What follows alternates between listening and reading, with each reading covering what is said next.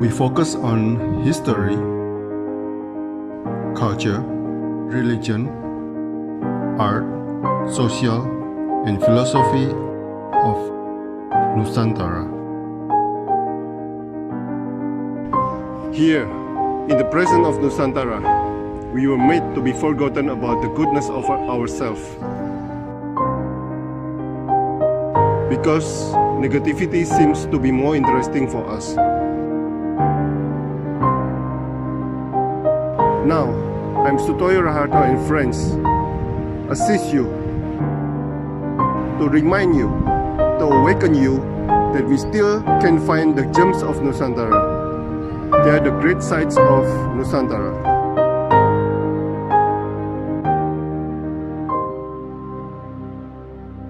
Selamat malam teman-teman, selamat malam Bapak Tan Ka Siong, seorang penulis berjudul Menjadi In-House Lawyer yang Handal. Bukunya sangat luar biasa. Ini saya baca adalah mungkin curahan hati, curhat tentang bagaimana mencari in-house lawyer. Oke, Pak Tan Ka Siong boleh mulai menyapa teman-teman. Selamat malam para undangan sekalian, terima kasih telah menyisihkan waktunya di malam minggu ini, di prime time lagi. Saya merasa sangat terhormat bahwa para undangan mau hadir dalam acara bedah buku ini, ketika harusnya ini malam-malam private. Selamat malam, dan saya akan mencoba bercerita tentang apa sih isi buku ini dan mengapa saya tulis buku ini, gunanya buku ini untuk apa gitu. Apakah bisa langsung masuk presentasi, Pak? Oke, silakan Pak.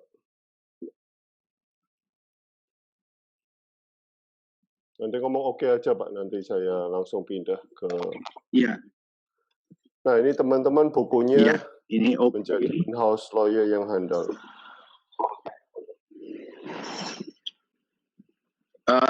Ini adalah sampulnya dan saya mencoba untuk berbeda dengan buku hukum yang lain. Buku ini bukan buku teori hukum, tetapi buku mengenai praktek hukum dalam dunia bisnis. Apa yang dibutuhkan oleh dunia nyata, yang di situ kita berperan sebagai supporter, bukan sebagai panglimanya. Panglimanya adalah keputusan bisnis, kepentingan komersial. Jadi sudut pandangnya adalah sudut pandang bagaimana kita memenuhi kebutuhan komersial tanpa harus melanggar hukum.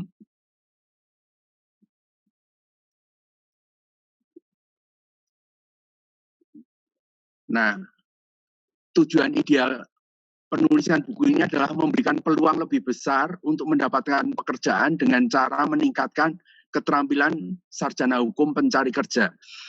Dalam wawancara saya dengan banyak sarjana hukum yang master hukum, bukan hanya S1, itu banyak dari mereka yang dalam wawancara menyatakan mereka bersedia untuk mengabdi kepada perusahaan. Perusahaan tidak butuh orang yang mau mengabdi, tetapi perusahaan butuh orang-orang yang bisa memberikan solusi. Jadi dengan membaca buku ini saya berharap para calon in-house lawyer, para pencari kerja ini, ketika wawancara pun sudah tahu harus bagaimana, harus bicara tentang apa, bagaimana cara membuat kembang api kecil untuk menarik perhatian mereka. Saya berharap ini bisa membuka peluang yang lebih besar. Saya tidak pernah mengklaim bahwa buku ini akan menjamin para pencari kerja akan mendapatkan pekerjaan. Bukan itu, tapi memberikan peluang yang lebih besar. Karena berbeda dengan para pencari kerja yang lain. Nah, bagi yang in-house lawyer yang sudah bekerja, tetapi ingin menantang promosi, karena promosi yang sehat adalah promosi yang dengan diuji. Di tempat saya bekerja, promosi itu pakai ujian.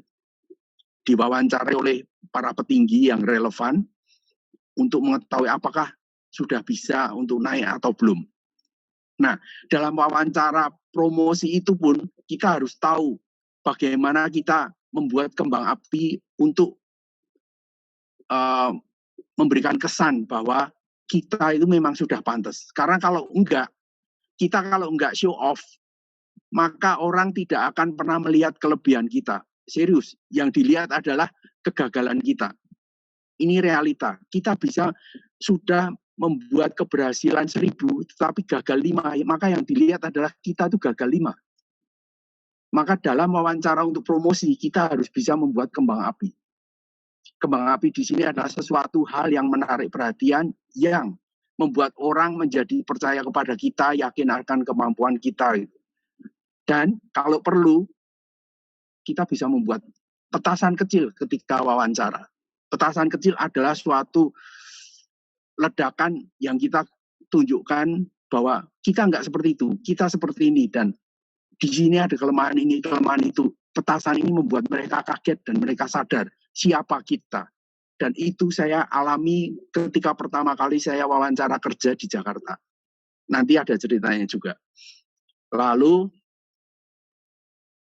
untuk dunia usaha, buku ini bertujuan bahwa akan ada supply tenaga kerja in-house lawyer yang berkualitas. Bukan yang membuat kita gregetan. Karena sekali lagi, dalam konteks yang saya tulis di buku ini, seorang in-house lawyer harus orang yang mampu memberikan solusi, bukan malah merepotkan kliennya. Nanti di detailnya saya akan kasih contoh bagaimana kami selama ini sering membuat klien itu malah repot, bukan dipermudah tapi malah direpotkan. Nah, mindset ini yang saya berusaha untuk dobrak, untuk bangunkan teman-teman bahwa ayolah kita harus ubah mindset ini. Itu tujuan ideal penulisan buku ini. Jadi buku ini sama sekali bukan teori hukum. Oke.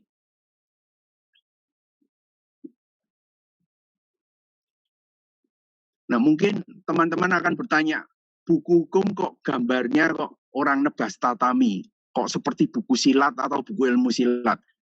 Ya, sekali lagi, saya ingin berbeda dengan yang biasanya. Dan itu di layer marketingnya ya. Di level marketingnya saya ingin berbeda dengan yang biasanya.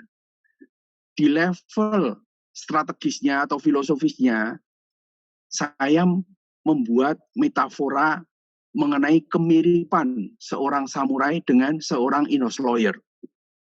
Ada kesamaan dari kedua profesi ini karena samurai selain kelas suatu masyarakat di Jepang tempo dulu, itu juga suatu profesi. Nah, baik samurai maupun in-house lawyer itu sama-sama bekerja pada satu majikan. Sama-sama wajib mempunyai keterampilan yang memadai, dan sama-sama harus memegang teguh nilai-nilai luhur yang diyakini dan dianut olehnya. Bukan yes man. Bahkan seorang in-house lawyer yang menurut saya ideal, harus berani mengundurkan diri atau diberhentikan apabila kita tidak setuju dengan nilai-nilai luhur yang tidak sesuai dengan nilai-nilai luhur kita. Dan saya nggak hanya ngomong, saya ngalami sendiri dan saya beberapa kali menantang untuk diberhentikan. Bukan karena saya suka menantang, tetapi karena merasa bahwa itu tidak betul. Dan nyatanya saya tidak diberhentikan. Akhirnya saya berhenti sendiri, saya pindah ke perusahaan lain karena saya merasa lebih cocok di tempat lain. Nah, kemudian ini juga berani mengambil risiko secara rasional. Apa yang saya barusan ceritakan itu adalah risiko pekerjaan. Jangan sampai kita sudah mencapai posisi tertentu, mengambil keputusan aja nggak berani. Karena tidak berani mengambil risiko. Sehingga opini kita ngambang. Orang membaca menjadi bingung. Sebetulnya maunya A atau B sih, mengapa nggak tegas? Nah, kita harus berani bilang A atau B, rekomendasi kita. Tentu saja ada risiko. Nah, risiko itu harus kita ambil secara rasional. Lalu, samurai maupun in-house lawyer sama-sama dalam kesehariannya harus selalu siap terhadap kejutan di menit terakhir. Ini real. kejutan di menit terakhir itu real ada, bukan teori. Walaupun secara matematik dalam tanda kutip, kemungkinan munculnya itu 2%. Tetapi frekuensi kemunculannya itu saya mengalami sering. Termasuk pengkhianatan di menit terakhir oleh partner negosiasi kita. Itu sangat mungkin terjadi. Dan saya tulis juga itu di dalam buku. Karena memang real terjadi, jadi teman-teman harus, terutama teman-teman in-house lawyer, itu harus selalu siap. Kita tidak boleh berprasangka buruk terhadap orang lain, tetapi kita harus selalu waspada. Karena dalam lautan kita bisa duga dengan sonar, tapi dalam hati kita nggak pernah bisa duga. Be smart. Oke. Lalu yang dibahas di buku ini apa sih? Nah, saya membangun struktur buku ini dalam 6 bab. 1 bab mengenai kerisauan saya, penulis. Ini semacam curhat, tetapi ini adalah real. Ini saya memberikan warning. Situasinya seperti ini loh, dan dunia bisnis butuhnya seperti ini. Kemudian bab 2 saya memberikan gambaran, menurut saya, pengalaman saya selama sekitar 30 tahun menjadi in-house lawyer di berbagai perusahaan, itu kurang lebih kayak gini. Selalu polanya kayak gini. Jadi para calon pencari kerja yang masih baru, yang membaca ini, saya harapkan bisa tahu, oh oke, nanti kalau saya bekerja sebagai legal di perusahaan atau di organisasi, nanti saya akan menghadapi hal-hal seperti ini. Saya harus begini, harus begitu, sudah tahu medannya seperti apa. Dan pengetahuan tentang medan ini menurut saya adalah hal yang penting kalau kita ingin memenangkan pertempuran. Kemudian bab 3 adalah logika dan kerangka berpikir in-house lawyer. Ini adalah salah satu pilihan yang saya sodorkan mengenai logika dan kerangka berpikir apabila kita menjadi seorang in-house lawyer. Bagaimana kita harus melihat suatu permasalahan, bagaimana kita harus mencari solusinya. Nah, itu didasarkan pada suatu kerangka berpikir yang logis. Bab selanjutnya adalah mengenai pekerjaan in-house lawyer. Di sini, di bab 4 ini, saya jelaskan mengenai bagaimana menganalisa suatu masalah. Saya berikan contoh-contoh dan poin-poinnya. Kalau ada suatu masalah seperti ini, maka poin-poin yang harus dilihat itu seperti apa? Fakta hukumnya kayak apa? Ini saya uraikan fakta hukum yang harus dilihat, lalu bagaimana kita mencarikan solusinya. Kemudian di bab 5 ada judul yang mungkin agak aneh buat teman-teman sekalian. Judulnya berpikir kecil untuk keputusan besar. Nah, di sini maksudnya adalah kita harus berpikir, menganalisa sampai ke level detail untuk mengamankan keputusan besar. Banyak hal terjadi, mungkin secara psikologis karena merasa levelnya sudah tinggi, maka tidak pernah mau berpikir tentang hal-hal detail. Nah, sering keputusan bisnis itu secara gambar besar sudah betul. Tapi implementasi di transaksi-transaksi kecilnya, detailnya, itu salah. Nah, ketika transaksi kecilnya ini salah, bisa jadi struktur besar yang sudah betul itu menjadi runtuh.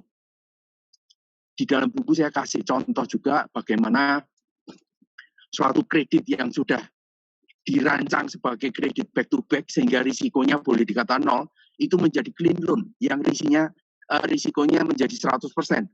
Gara-gara dokumentasi gadai depositonya salah mutlak. Lalu bab ke-6 adalah memanfaatkan peluang. Nah, di sini hal yang tidak akan ada dan tidak akan diajarkan di Fakultas Hukum. Bahkan ada beberapa sarjana hukum yang pernah menulis di satu media bahwa kok lawyer kok diajari untuk mencari celah hukum. Ya memang tugasnya itu. Sementara tugas pembentuk undang-undang adalah untuk membuat peraturan sebagus mungkin, seoptimal mungkin. Nah, in-house lawyer karena tugasnya adalah menjadi pemberi solusi bagi perusahaannya, maka dia harus memberikan solusi yang bisa didapatkan dari celah-celah peraturan atau celah-celah situasi tanpa melawan hukum. Kalau melawan hukum sih nggak perlu sarjana hukum ya. Maka sarjana hukum itu harus bisa memanfaatkan peluang tanpa melawan hukum. Nah, di situ saya juga kasih contohnya seperti apa. Bahkan contoh real peraturan-peraturan yang ada celahnya dan kita bisa memanfaatkan celahnya itu seperti apa. Nah, itu garis besar isi buku saya. Oke. Oke, Pak.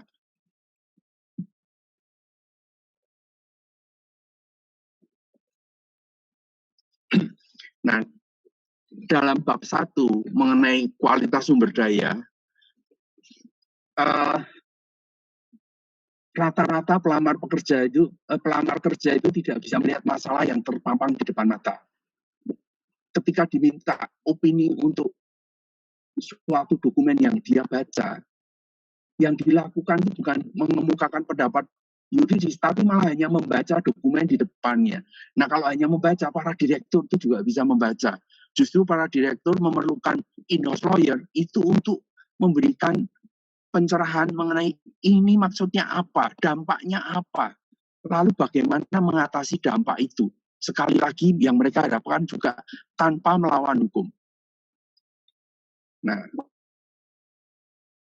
sorry to say, terpaksa saya harus katakan bahwa rata-rata mereka tidak mempunyai pengetahuan hukum yang memadai untuk seorang in-house lawyer. Teori ada di universitas, di fakultas hukum diajarkan.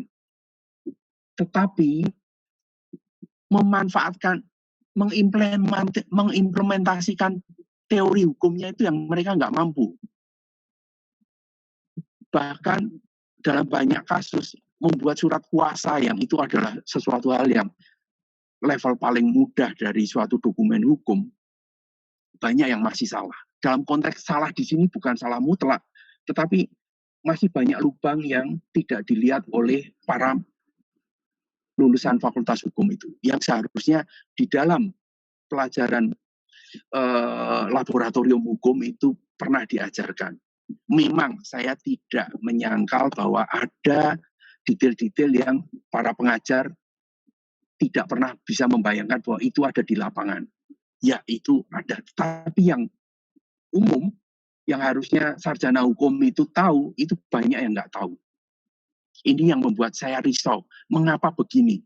Dan jangan salah kira ya, kami mengundang wawancara calon-calon in-house lawyer itu dari headhunter yang punya nama di Jakarta.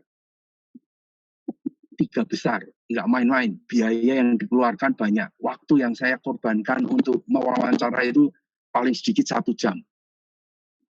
Dan bahan wawancaranya adalah dokumen yang real yang datang kepada saya yang bisa diselesaikan tanpa riset. Baca sebentar langsung bisa jawab. Nah, tapi itu semua mereka nggak bisa. Ini yang membuat saya risau. Sedangkan yang dibutuhkan oleh dunia bisnis adalah kita harus mampu memberikan solusi. Nah, kalau melihat masalah aja nggak bisa, bagaimana kita bisa diharapkan untuk memberikan solusi gitu. Oke, Pak.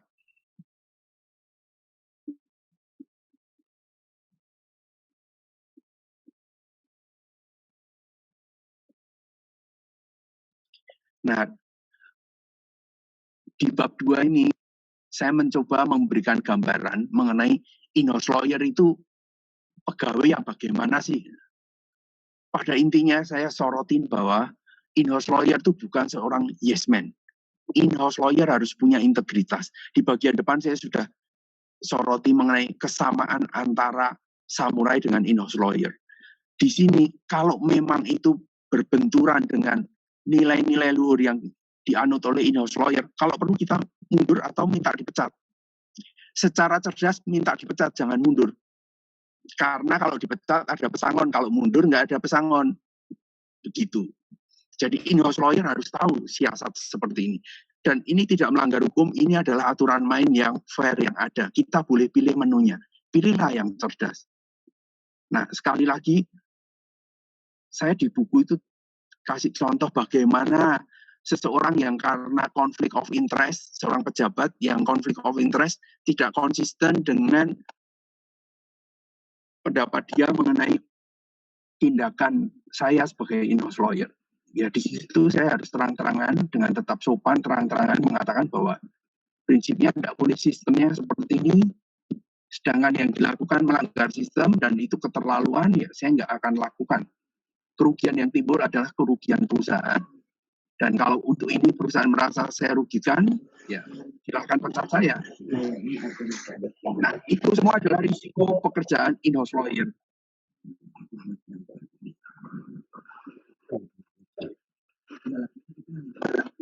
Di buku itu saya berikan metafora perumpamaan bagaimana posisi seorang in-house lawyer yang seperti telur di ujung tanduk. Dan foto itu juga bukan trik, itu real. Poin saya memberikan gambaran ini adalah bahwa in-house lawyer itu posisinya harus betul-betul posisi yang kita bisa berhitung risikonya. Karena kalau enggak, in-house lawyer juga tidak jarang menjadi kambing hitam. Apalagi kalau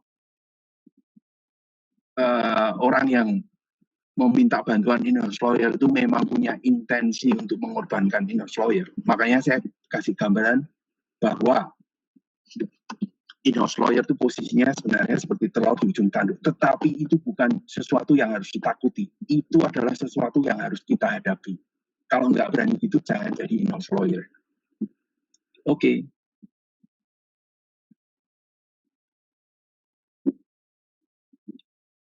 Nah, saya tadi di depan sudah menyinggung bahwa kami ini seringkali membuat klien gergeten. Mengapa demikian? Nah, ini seperti yang digambarkan dalam foto ini. Foto ini saya ambil dari internet untuk menggambarkan satu anekdot dari komunitas lawyer di Amerika. Jadi di situ, di komunitas itu muncul satu anekdot yang intinya adalah bahwa seringkali lawyer itu memberikan informasi yang relevan, betul, benar, tapi tidak berguna bagi kliennya. Nah, gimana sih contohnya? Contohnya gini, di dalam anekdot, saya ini mengutip anekdotnya ya. Cuman situasinya saya ubah supaya tidak kaku. Ada suatu rally gondola balon udara gitu ya, di suatu negara di Eropa. Kemudian salah satu pesertanya tersesat oleh angin. Karena mereka orang asing, mereka nggak tahu ini posisi ada di mana. Untungnya mereka melewati satu padang golf yang di bawahnya ada orang sedang main golf. Kemudian si kapten gondola ini menghentikan laju balonnya, menurunkan ketinggian sampai kira-kira bisa untuk berkomunikasi dengan berteriak. Lalu bertanyalah, dia menyuruh navigatornya untuk bertanya pada orang di bawahnya. Si navigator berteriak, Bung, numpang tanya, kami ini ada di mana? Lalu salah satu dari pemain golf itu menjawab, Anda ada 20 meter di atas lapangan golf di dalam gondola. Si kapten terus mendengar itu, si kapten terus bilang kepada navigatornya, itu yang jawab pasti seorang lawyer. Navigatornya heran, loh, kok Bapak tahu? Emangnya kenal? Si kapten ketawa. Ya saya nggak kenal sih, tapi dari jawabannya saya tahu itu lawyer. Karena apa? Karena jawabannya itu relevan, betul, benar, betul itu secara hitungan correct, bukan wrong. Benar itu artinya secara fakta ya terjadi, true, not false. Tapi tidak ada gunanya buat yang nanya. Nah, di sini in-house lawyer itu dituntut untuk bisa memberikan informasi yang relevan, betul, benar, dan berguna bagi pemecahan masalah kliennya. Itulah problem solver. Oke.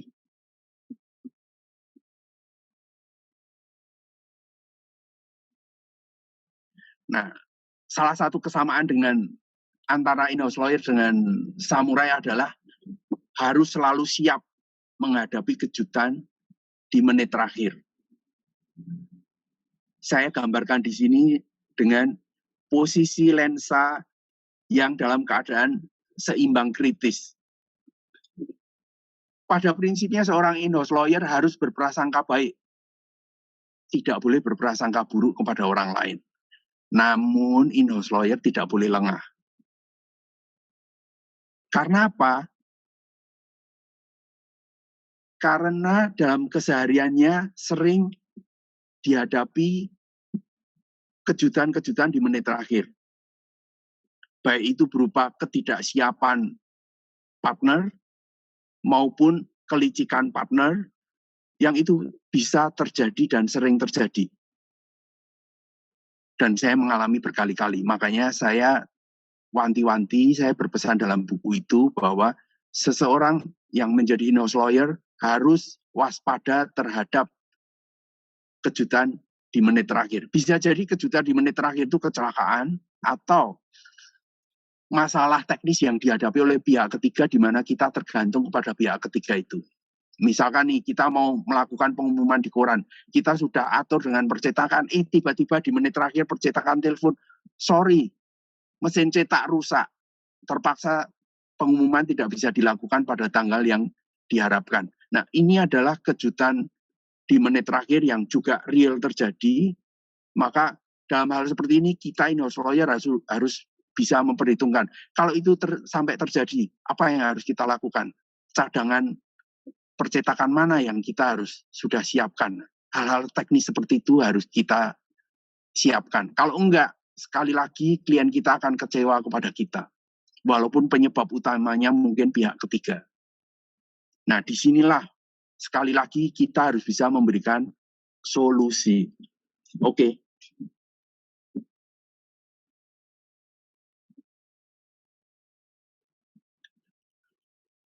In-house lawyer sebaiknya juga mengetahui aspek-aspek ilmu lain yang relevan guna menunjang kualitas layanannya. Nah, di sini saya sengaja meminta seorang sahabat membuat foto yang isinya buku dari beberapa cabang ilmu pengetahuan. Yang paling tebal itu buku hukum, lalu ada buku mengenai farmasi, segala. Yang terang, ilustrasi ini mau memberikan pesan bahwa walaupun seorang in-house lawyer itu utamanya adalah fakultas hukum, hukum, tetapi dalam memberikan opini, dalam menganalisa suatu masalah, seorang in-house lawyer harus paham dasar-dasar dari ilmu pengetahuan lain. Misalkan nih, perpajakan. Seorang in-house lawyer harus tahu bahwa satu aspek dalam transaksi adalah perpajakan. Kalau saya melakukan transaksi A, pajaknya bagaimana? Kalau B bagaimana? Kalau C bagaimana? Lalu akuntansinya. Kalau saya membuat transaksi ini dalam bentuk kerjasama, nanti di akuntansi pencatatannya akan seperti apa? Apakah akan sesuai dengan tujuan komersial dari suatu transaksi yang akan dilakukan? Lalu secara finansial, bagaimana alur uangnya? Apakah harus langsung atau boleh tidak langsung? Bagaimana periode pembayarannya? Apakah akan terlambat atau enggak akan terlambat? Karena kalau terlambat, itu harus muncul denda. Dan denda ini akan memunculkan pajak baru lagi. Dan kalau denda ini tidak dipungut, maka kita tetap dianggap oleh pajak, tetap dianggap sebagai mendapatkan denda itu. Nah, di situ muncul PPh. Di sini in-house lawyer harus paham kemampuan pembayarannya gimana. Kalau memang nggak mampu, ya jangka waktunya harus disesuaikan. Jangan sampai ada keterlambatan yang nanti memunculkan masalah baru. Yang itu ujung-ujungnya duit juga, karena itu merupakan PPh atas denda yang kita tidak pernah terima. Demikian pula aspek mengenai logistik, aspek mengenai spesifikasi produk misalkan. Seperti sekarang, kalau sekarang sedang ramai masalah vaksin. Kalau mengenai vaksin, yang kebetulan itu urusannya vaksin produksi Pfizer, yang mengharuskan penyimpanannya di suhu minus 70. Kalau kita, perusahaan di mana in-house lawyer itu bekerja adalah distributor vaksin, maka kita harus memastikan bahwa perusahaan mampu menyediakan kontainer penyimpan vaksin itu dengan suhu minus 70. Karena kalau enggak, perusahaan bisa bangkrut gara-gara dituntut product liabilities karena handling yang salah. Jelas perusahaan salah dalam melakukan handling produk kalau ternyata kontainernya tidak mampu memenuhi persyaratan yang ditentukan dalam spesifikasi produk. Hal-hal seperti ini harus paham. Kalau enggak, dokumen yang kita buat itu malah menjadi bom waktu bagi perusahaan. Oke.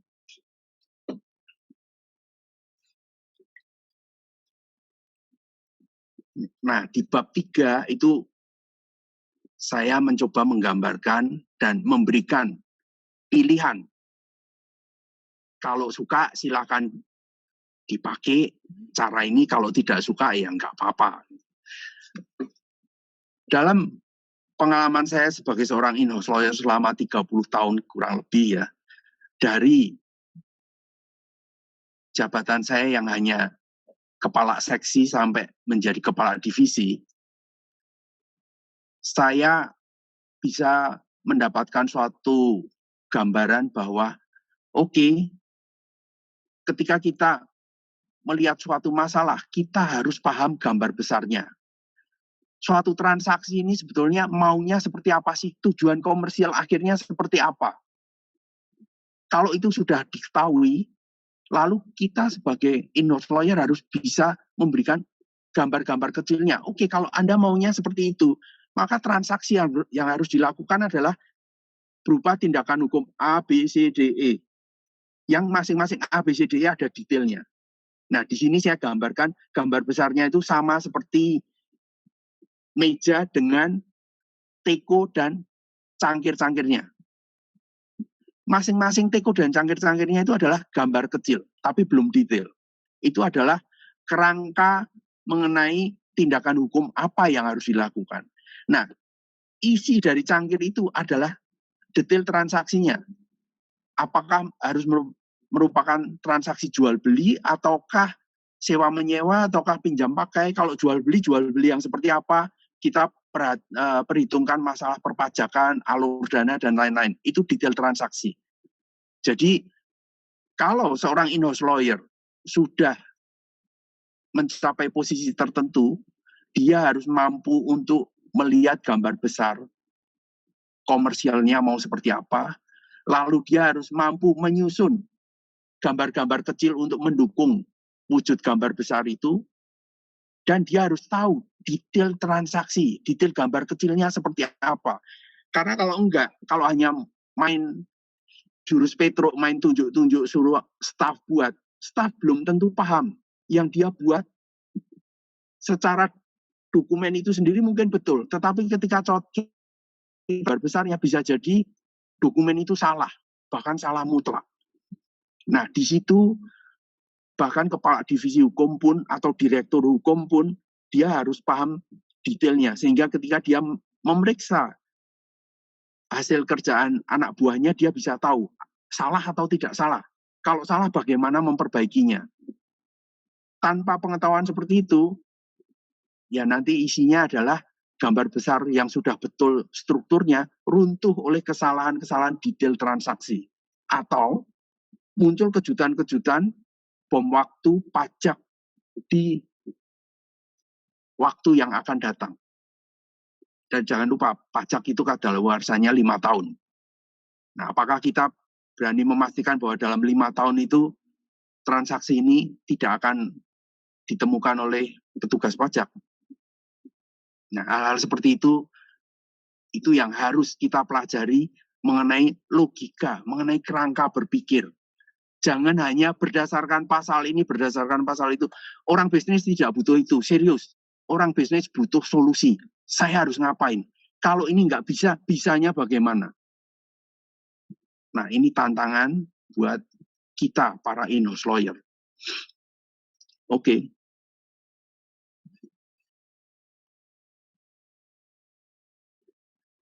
Tadi saya bicara soal in-house lawyer harus paham aspek-aspek lain ketika menganalisa suatu masalah dan menganalisa bagaimana jalan keluarnya.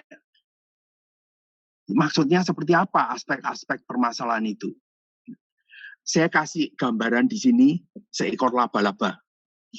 Laba-laba punya 8 kaki. Demikian pula setiap masalah. Setiap masalah itu punya banyak aspek. Untuk menyederhanakan penggambaran, saya hanya menggunakan laba-laba, bukan kelabang yang kakinya begitu banyak. Nah, kalau ada suatu masalah, misalkan jual beli tanah aja, sebuah perusahaan akan membeli tanah untuk pabrik, untuk mendirikan pabrik.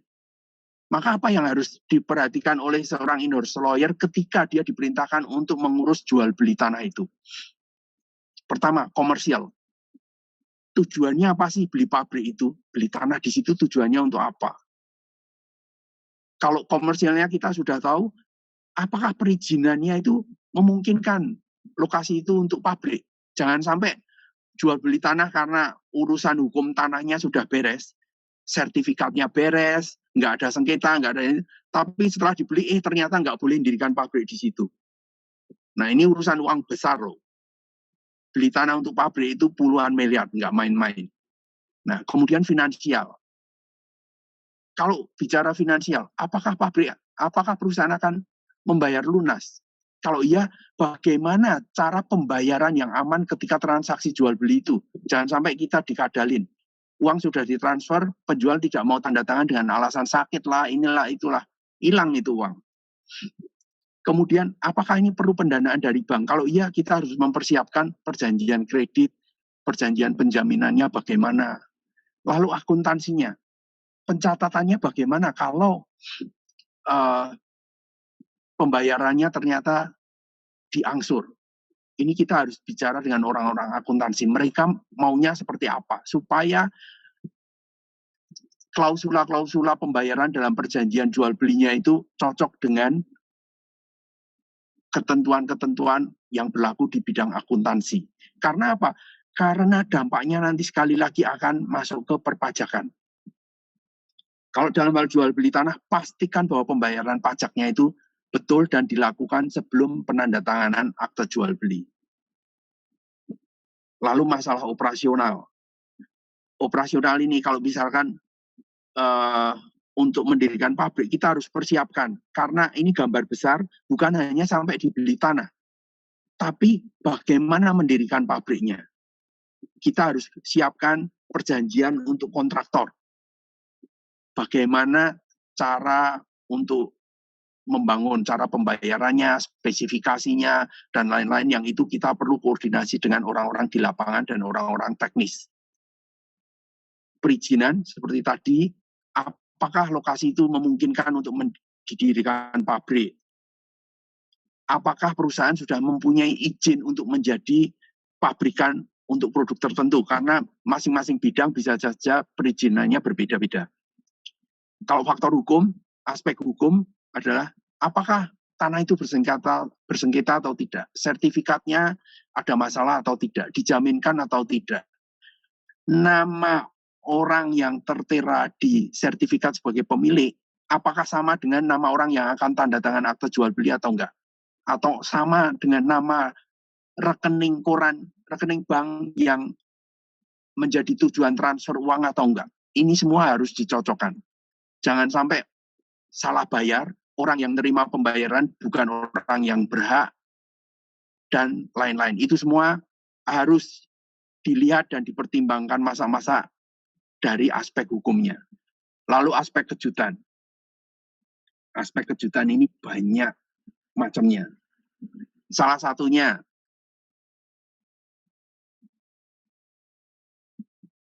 tanah yang akan kita beli itu sedang dijaminkan di bank.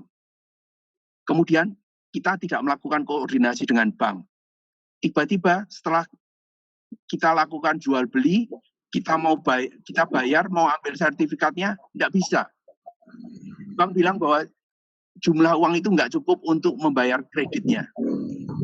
Nah, dalam hal ini celakalah kita sebagai pembeli. Karena apa? Uang sudah dibayarkan, sertifikat nggak bisa diambil. Oleh karenanya harus dilakukan koordinasi teknis dengan bank. Nah, ini adalah contoh-contoh mengenai aspek apa saja yang harus diperhatikan oleh seorang in-house lawyer ketika dia merancang suatu tindakan hukum maupun dokumen hukumnya. Ini baru masalah yang sederhana. Kalau masalahnya lebih rumit seperti akuisisi misalkan, maka metaforanya bukan laba-laba, tapi kelabang yang kakinya sangat banyak. Karena aspeknya akan lebih rumit lagi. Oke?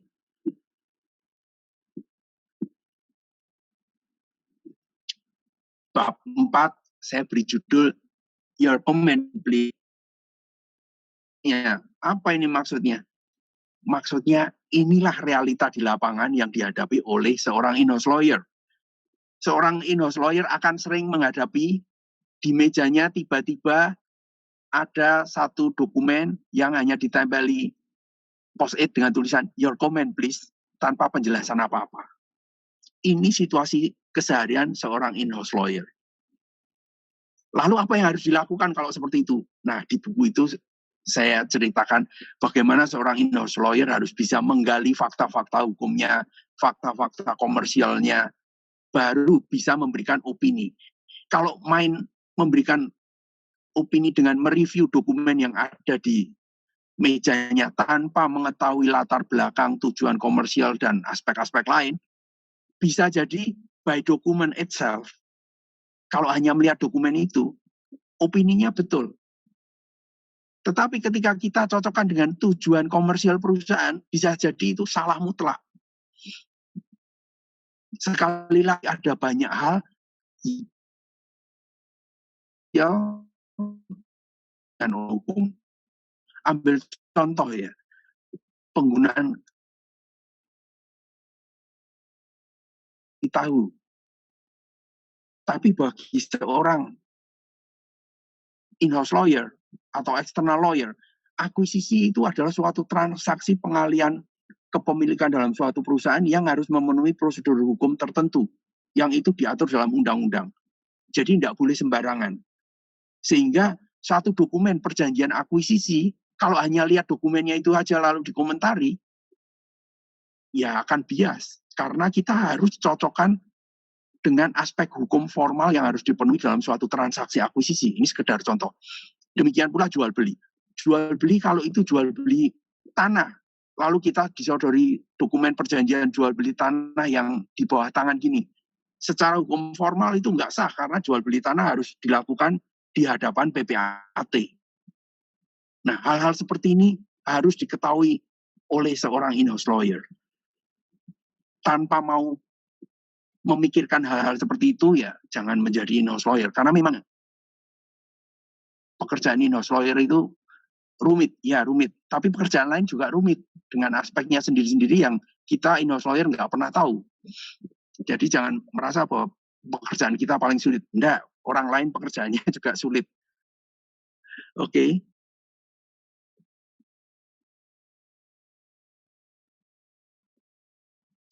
Nah, di dalam bab 4 itu saya berusaha untuk membantu teman-teman yang mungkin baru saja menjadi in-house lawyer atau akan menjadi in-house lawyer mengenai apa saja yang harus dilakukan ketika kita mau menganalisa dan memberikan pendapat yuridis.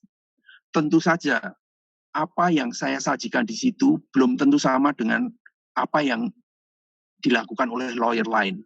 Dalam hal ini selalu berlaku adagium lain kuil, lain dewanya, lain guru, lain pelajarannya. Tetapi yang saya kemukakan di dalam bab 4 itu adalah pengalaman real yang anak muda sekarang bilang, it works.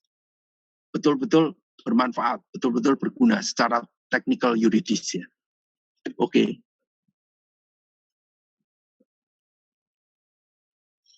Nah, bab 5 berpikir kecil untuk keputusan besar. Judul yang kontroversial mungkin. Tapi di sini sekali lagi saya menekankan pentingnya pemahaman terhadap detail permasalahan.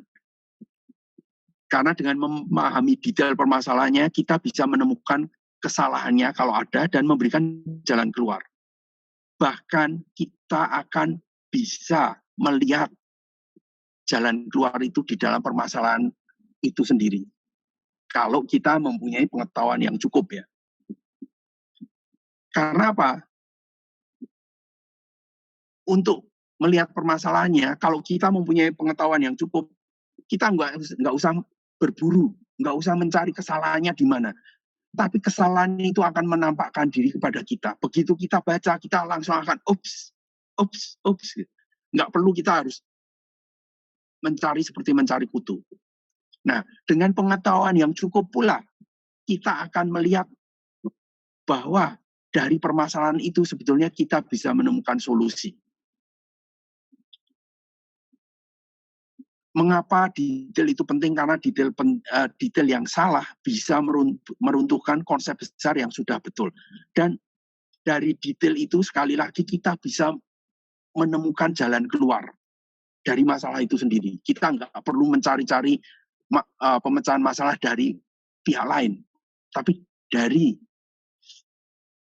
masalahnya itu kita bisa tahu. Misalkan nih ya, kami pernah mengalami dicoba untuk diperas oleh suatu organisasi dengan dikirimi surat dan di bagian akhir mengancam dengan tembusan ke Kapolda bla bla bla bla bla bla.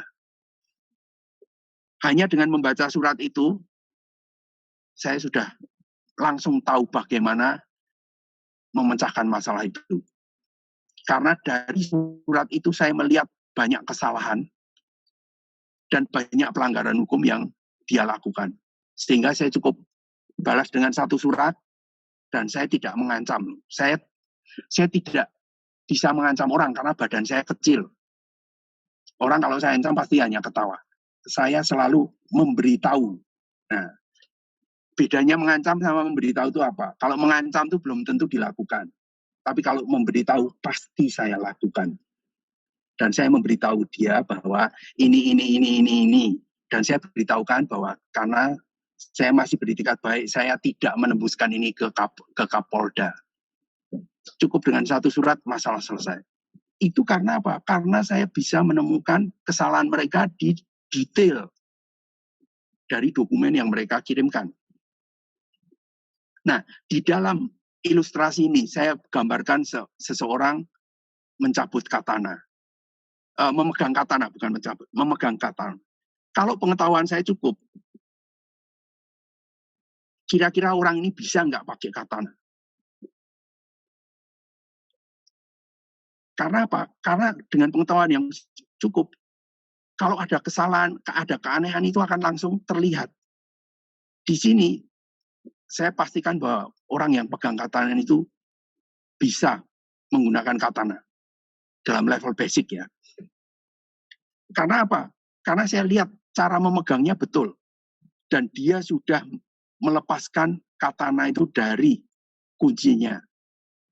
Katana itu betul-betul siap terhunus. Itu posisi siap tempur yang 98%. Tapi kalau tangan kirinya memegang sarung katana itu di tengah-tengah, ini kan di ujung nih dia megangnya. Kalau dia pegang sarung pedangnya di tengah-tengah, saya pastikan orang itu nggak bisa menggunakan pedang. Karena apa? Karena dia dengan dipegang di tengah, maka akan mudah terjadi momen puntir. Sehingga ketika dia mencabut pedangnya, terjadi momen puntir, arah pedangnya akan belok-belok, nggak karuan. Dan bahkan mungkin pedang nggak terhunus, gara-gara momen puntir itu. Yang disebabkan oleh kesalahan memegang sarung pedangnya. Nah, itu contoh ilustrasi. Oke.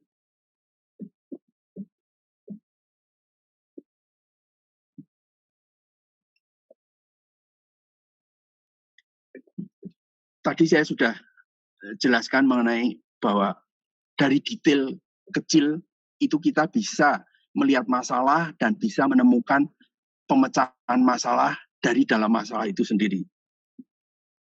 Jadi memahami detail suatu konsep itu sangat bisa membantu seorang in-house lawyer untuk menemukan solusi dari dalam masalah itu sendiri. Saya sudah kasih contoh tadi, suatu organisasi yang mencoba memeras, tapi dari alamat kantornya aja saya tahu bahwa itu organisasi ilegal. Hanya dari alamat kantornya. siapa yang mau membaca alamat kantornya dan menghubungkan itu dengan urusan hukum? Ya in-house lawyer. In-house lawyer harus paham seperti itu. Kalau enggak, ya jangan jadi in-house lawyer lah.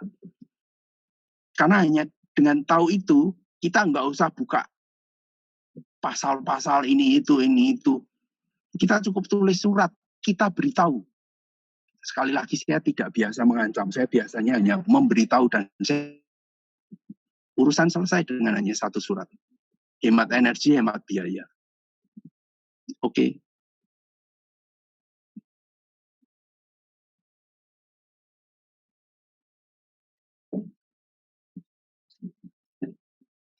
Nah, seperti bisa mencapai pemahaman terhadap mendapatkan solusi dari suatu masalah, seseorang, terutama in-house lawyer, itu harus mempunyai pengetahuan yang cukup dan betul. Kalau pengetahuannya salah juga celakalah. Nah, pengetahuan yang cukup dan betul itu bukan berarti hanya di bidang hukum, juga di bidang-bidang lain. Di level umum, nggak perlu di level detail.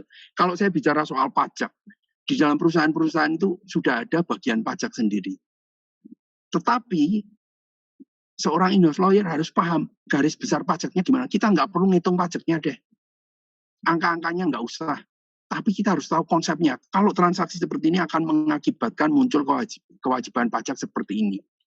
Nah, itu yang harus diketahui. Soal besar pajaknya berapa? Ya suruh bagian pajak lah. Nanti kalau semua dikerjakan in-house lawyer, ribut lagi kan. Dan in-house lawyer belum tentu betul ngitungnya. Jadi kita menjalankan fungsi dalam pagar masing-masing, tetapi harus selalu ada pemahaman lintas divisi, pemahaman aspek-aspek lain dalam level umum. Nah, kemudian mengenali masalah itu juga memerlukan pengetahuan yang cukup dan betul. Tanpa pengetahuan cukup dan betul, seseorang tidak akan tahu bahwa itu masalah. Seperti tadi soal alamat. Bahwa alamat itu bisa menimbulkan masalah, itu perlu pengetahuan kan. Kalau nggak punya pengetahuan yang cukup, nggak akan ngeh bahwa alamat saja bisa menimbulkan masalah. Belum lagi detail lain yang memerlukan pengetahuan mengenai peraturan perundang-undangan. Jadi ada syarat-syarat tertentu yang harus dipenuhi, yang itu diatur dalam undang-undang. Nah, itu sudah spesifik. Tapi yang saya mau soroti di sini, detail yang kelihatan mata, yang kita bisa spontan kerjakan. Lalu, ketika kita menemukan suatu masalah, kita lakukan analisa terhadap masalah dan situasi yang ada. Apakah masalah yang kita temukan itu relevan? Bisa digunakan nggak? Orang bisnis suka mengatakan, bisa untuk melakukan leverage nggak? Dalam konteks cerita saya tadi, dan itu bukan karangan, itu real terjadi, hanya gara-gara alamat, saya langsung bisa menyimpulkan bahwa organisasi itu tidak punya izin, tidak sah. Itu sudah cukup untuk menyelesaikan masalah. Itulah leverage-nya. Nah, jalan keluarnya, rekomendasi jalan keluar, kita tinggal berikan opini kita dan kita kasih saran sebaiknya kita lakukan gini. Kalau dalam contoh tadi, draft surat saya buat, pejabat yang bersangkutan pejabat operasionalnya tinggal tanda tangan aja. Oke.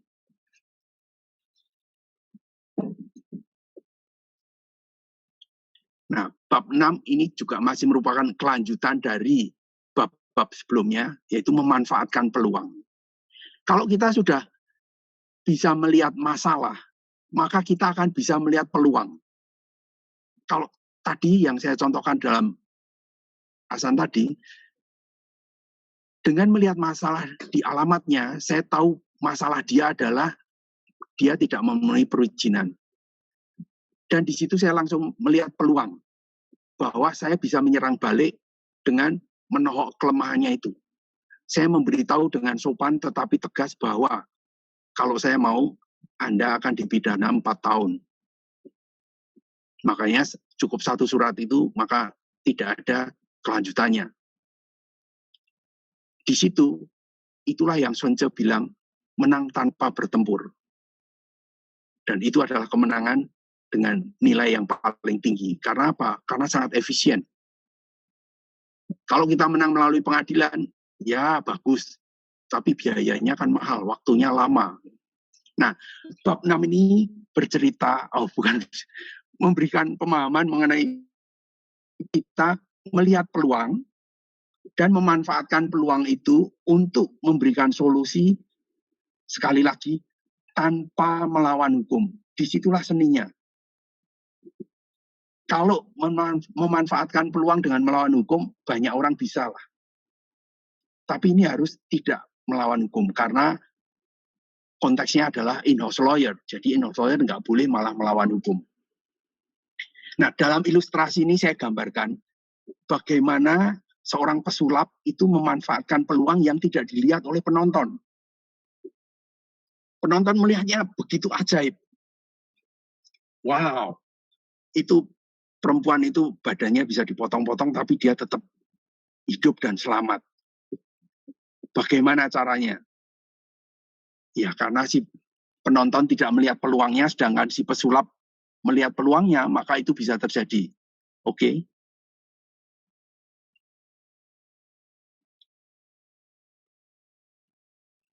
Nah, kalau dikaitkan dengan pekerjaan in-house lawyer, memanfaatkan peluang itu, ya kalau di ilustrasi ini, si pesulap bisa melihat ruangan lain dalam kota itu yang bisa diisi bagian badan perempuan yang divisualkan, dicitrakan sebagai dipotong. Padahal kenyataannya nggak dipotong. Nah, seorang in-house lawyer juga mirip seperti itu. Syaratnya adalah mempunyai pengetahuan yang cukup untuk menerapkan konsep secara betul. Maka dia akan mampu melihat jalan keluar dari dalam masalahnya itu. Karena apa? Karena kesalahan atau sifat alamiah atau situasi khusus yang ada pada situasi tertentu bisa merupakan celah yang sekaligus menjadi peluang yang bisa dimanfaatkan. Sekali lagi tanpa harus melanggar hukum. Di dalam bab itu saya beri contoh ada 2 klausula. Yang satu betul-betul peraturan dari BKPM. Tentu saja sekarang sudah tidak berlaku, sudah sehingga loopholes itu sudah hilang, maka saya baru cantumkan di buku. Yang satu adaptasi dari peraturan lembaga lain yang juga sudah diperbaiki sehingga sudah loopholes itu sudah tidak berlaku lagi. Tapi intinya adalah gini, salah satu contoh ini, ada satu ketentuan yang mengharuskan seorang importir obat itu setiap kali mau mengimpor obat harus minta izin kepada BPOM. Kalau seminggu dia import 5 kali ya 5 kali minta izin ke BPOM. Itu tentu saja merepotkan dan makan waktu. Nah, bagaimana kalau seorang direktur datang ke in-house lawyer dan bilang, saya mau import obat tapi tidak perlu minta izin BPOM dan itu tidak melanggar peraturan BPOM. Bisa enggak? Judul buku ini adalah menjadi in-house lawyer yang handal. Jadi kalau nggak bisa kasih solusi yang nggak handal lah. Ini guruan. Yang ini guruan, jangan dianggap serius. Nah, dalam kasus seperti itu, jawabannya adalah bisa. Wih, mengapa bisa? Ini jelas-jelas peraturannya kalau mau impor harus minta izin. Ya, tapi dari peraturannya itu sendiri, saya menemukan celah bahwa itu bisa. Mengapa bisa? Karena celahnya ini ya, di dalam definisi import dalam peraturan BPOM itu, ditentukan bahwa import adalah membeli obat dari luar negeri melalui pelabuhan laut atau pelabuhan udara. Oke, peraturannya itu. Saya ikuti peraturannya. Saya kasih tahu, saya memberikan rekomendasi kepada direktur, kita bisa import tanpa minta izin kepada BPOM. Sorry, saya harus koreksi kalimat. Kita bisa membeli obat dari luar negeri, yang de facto itu artinya import, tanpa minta izin BPOM, dan tanpa melanggar peraturan BPOM. Caranya gimana? Ya kita masukkan obat dari darat, perbatasan darat. Karena definisi import di situ adalah mendatangkan obat dari luar negeri melalui pelabuhan udara atau pelabuhan laut. Berarti kalau melalui perbatasan darat, kan bukan import. Jadi kita bisa datangkan obat dari perbatasan Papua Nugini dengan Irian, perbatasan Timur-Timur dengan Indonesia di sekitar Kupang sana, atau dari Sarawak, perbatasan dengan Malaysia, atau perbatasan dengan Brunei. Masalahnya tinggal secara komersial itu masuk atau enggak. Tapi solusinya ada. Lalu ada ketentuan Badan Koordinasi Penanaman Modal.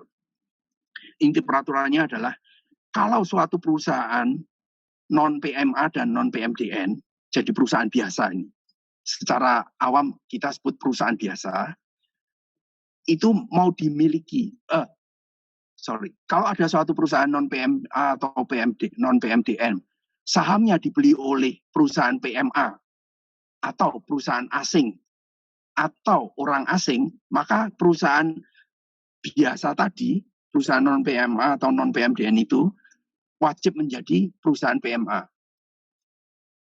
Sekarang, kalau seorang direktur datang kepada saya nih, saya sebagai in-house lawyer di perusahaannya, dia nanya ke saya mau menjadi pemegang saham di perusahaan biasa itu, perusahaan direkturnya adalah direktur dari suatu PMA ya. Direktur suatu PMA datang kepada saya, dia tanya, apakah saya bisa memiliki perusahaan biasa, tapi perusahaan biasa itu tidak menjadi PMA, dan tindakan saya tidak melanggar peraturan BKPM. Setelah saya pelajari peraturannya, maka saya berani bilang, bisa, saya memberikan rekomendasi, bisa, tanpa melawan hukum. Sekali lagi kata kunci saya selalu tanpa melawan hukum. Caranya gimana? Ya di peraturan itu kan, apabila suatu perusahaan non-PMA atau non-PMDN, sahamnya dibeli oleh PMA atau orang asing atau perusahaan asing, maka perusahaan biasa tadi, kata kuncinya adalah sahamnya dibeli. Dengan kebutuhan komersial direktur itu kan menjadi pemegang saham kan. Menjadi pemegang saham itu tidak harus membeli saham. Kalau dia menjadi pemegang saham dengan cara membeli saham di dalam PT itu, maka PT itu harus PMA. Tapi kalau menjadi pemegang saham dengan cara lain, misalkan setor modal, misalkan penerbitan saham baru, itu tidak termasuk membeli. Karena apa? Membeli itu adalah transaksi yang uangnya mengalir dari pembeli kepada penjual yang notabene adalah pemegang saham yang sudah ada. Uangnya tidak masuk kepada PT. Kalau kita store modal, uangnya itu langsung masuk ke PT. Itu sudah transaksi yang berbeda, sifat yang berbeda. Secara hukum beda, secara accounting beda, secara pajak juga beda. Kalau saya membeli saham dari suatu PT, dan PT-nya itu PT yang PKP, maka pembelian saham itu menimbulkan kewajiban bayar PPN. Kalau store modal, tidak ada faktor PPN apapun. Nah, itu adalah jalan keluar yang tidak melanggar hukum. Nah, untuk bisa melihat celah itu dan melihat peluangnya, saya harus punya pengetahuan yang cukup dan betul. Tidak hanya di aspek hukum, tetapi juga aspek finansial, pajak, accounting, dan tentu saja aspek bahasa. Jangan lupa, banyak sarjana Indonesia apapun bidang akademisnya lemah di dalam bahasa Indonesianya. Sorry, saya ngomong bela-belaan. Tapi ini adalah kebenarannya.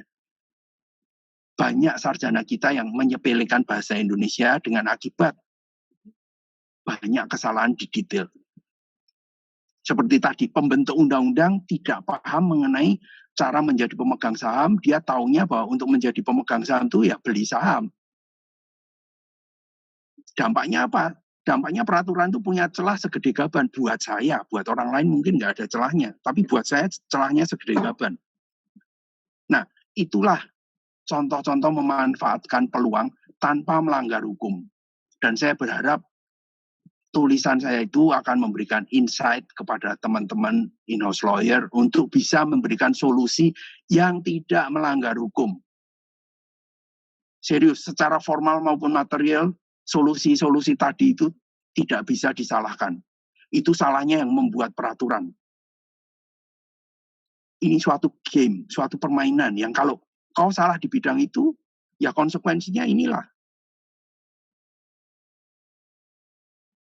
Nah, itu adalah salah satu aspek mengenai memberikan solusi tanpa harus melanggar hukum. Banyak solusi yang disodorkan yang sebenarnya melanggar hukum. Tapi in-house lawyer secara ideal tidak boleh memberikan solusi yang melanggar hukum. Dan orang bisnis tidak butuh in-house lawyer yang hanya bisa bilang ini boleh, itu tidak boleh. Mereka akan melanjutkan. Bolehnya kayak apa? Kalau tidak boleh, itu bolehnya seperti apa? Bagaimana supaya boleh? Nah, hal-hal seperti ini harus diketahui oleh para in-house lawyer yang ingin naik pangkat dan jabatannya, maupun in-house lawyer, maupun sarjana hukum yang ingin menjadi in-house lawyer. Konteks in-house lawyer ini bukan hanya bagian legal di perusahaan biasa. Lawyer di dalam law firm itu juga in-house lawyer di law firm itu. Nah, dalam hal ini saya melihat sebagai ya lawyer lah gitu. Cuman secara formal profesinya beda, fungsinya beda. Nah, di sini saya memfokuskan kepada lawyer yang bekerja di dalam perusahaan-perusahaan biasa, bukan di dalam law firm. Walaupun secara material pekerjaannya kurang lebih sama. Oke.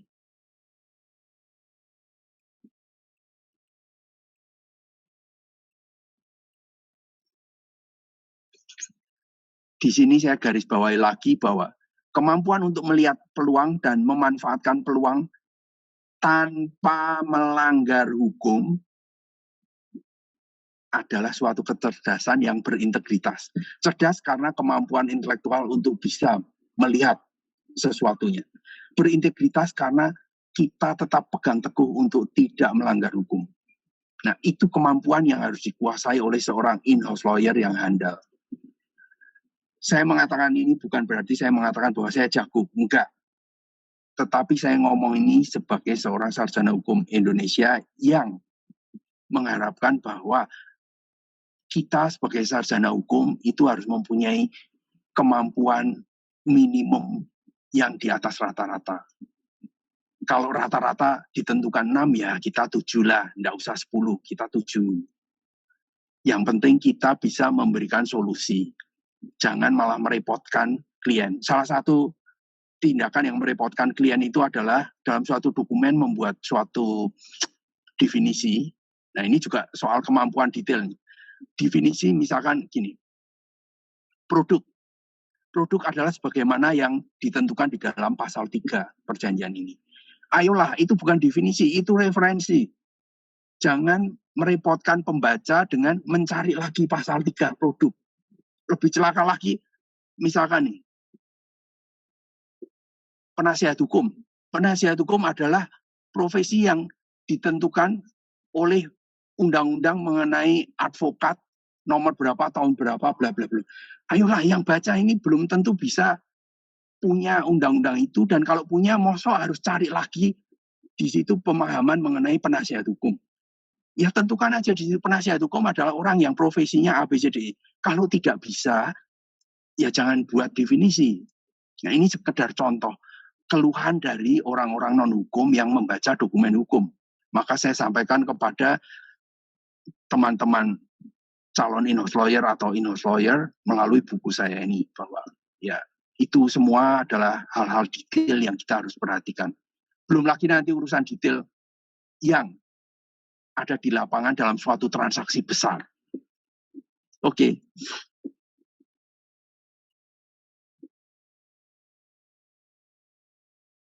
Nah, ini adalah lembaran komunikasi saya dengan para calon pembaca.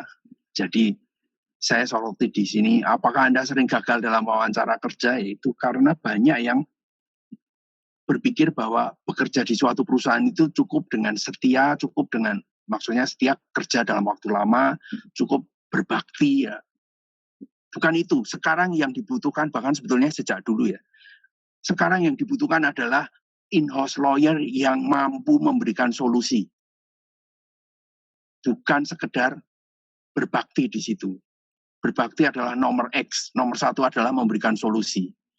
Nah, kalau Anda ingin memesan buku ini, silahkan hubungi saya di WA ini 0812-876-12008 atau di email saya tankasyong138@gmail.com. Saya berharap apa yang saya tulis ini bisa menjadi semacam rujukan yang memberi insight, informasi kepada calon in-house lawyer mengenai medan tempur seperti apa yang mereka akan hadapi. Bukan untuk ditakuti, tetapi untuk diatasi. Sekali lagi, seorang in-house lawyer bukan seorang penakut. Makanya gambarnya juga seorang samurai kan. Kalau samurai penakut ya lebih baik jangan jadi samurai lah. Karena pegang pedang itu artinya siap mati. Nah, in-house lawyer juga gitu. In-house lawyer seringkali dianggap sebagai orang yang tahu segalanya. Makanya seringkali tiba-tiba disodori sesuatu tanpa ada penjelasan. Karena dianggap tahu background-nya, tahu ini itunya. Oleh karenanya kita juga harus berani untuk tanya. Nah, buku ini akan bermanfaat untuk orang-orang yang mau wawancara mencari kerja. Bukan menjamin mendapatkan pekerjaan loh ya. Tetapi dengan membaca buku ini, teman-teman yang sedang mencari kerja akan tahu ketika diwawancarai harus bagaimana. Kira-kira membuat kembang api kecil itu bagaimana. Bahkan kalau perlu membuat petasan kecil itu bagaimana. Begitu. Oke. Nah, filosofi saya adalah mengangkat obor, menerangi jalan. Jadi, saya punya idealisme bahwa apa yang saya bisa, apa yang saya berikan kepada publik itu akan menerangi jalan buat orang lain yang membutuhkan, yang menapaki jalan yang saya soroti dengan obor itu. Itu idealisme saya. Dan buat penggemar cerita silat,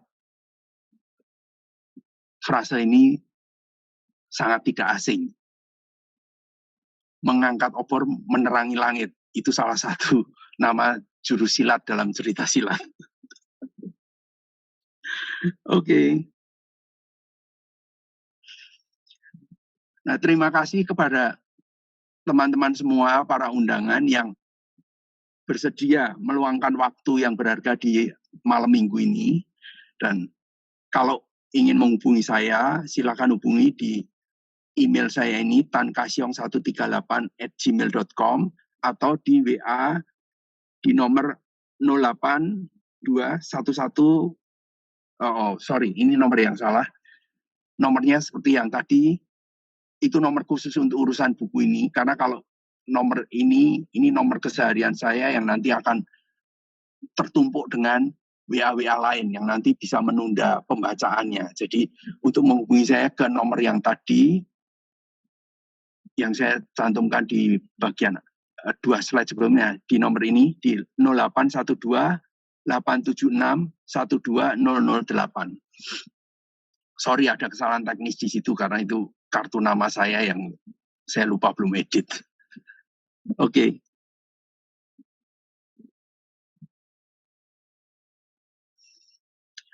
Terima kasih atas kesempatan yang diberikan kepada saya.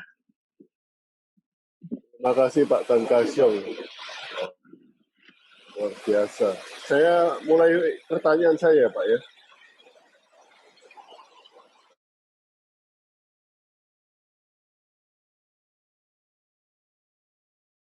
Nah, pertanyaan saya yang pertama adalah pada bab pertama kan Bapak cemas, worry, tentang interview ribuan orang tidak pernah mendapatkan yang cocok. Nah, pada waktu awal-awal Pak Tan Kasyong menjadi in-house lawyer itu bagaimana, Pak? Apakah sudah ready? Kan butuh jam terbang juga, Pak.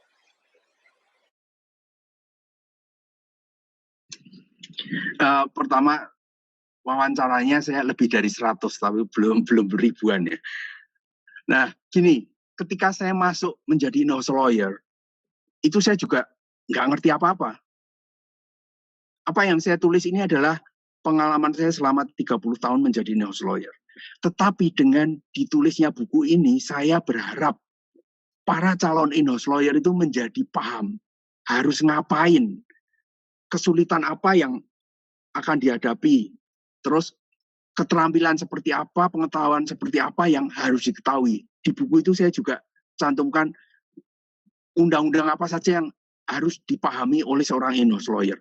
Karena secara umum itu akan muncul dalam keseharian, gitu Pak. Jadi memang perlu waktu, terutama untuk mengasah insting segala, untuk menumbuhkan keberanian segala. Tetapi saya berharap buku ini memudahkan mereka, sudah memberikan jejak atas jalan yang akan dilalui.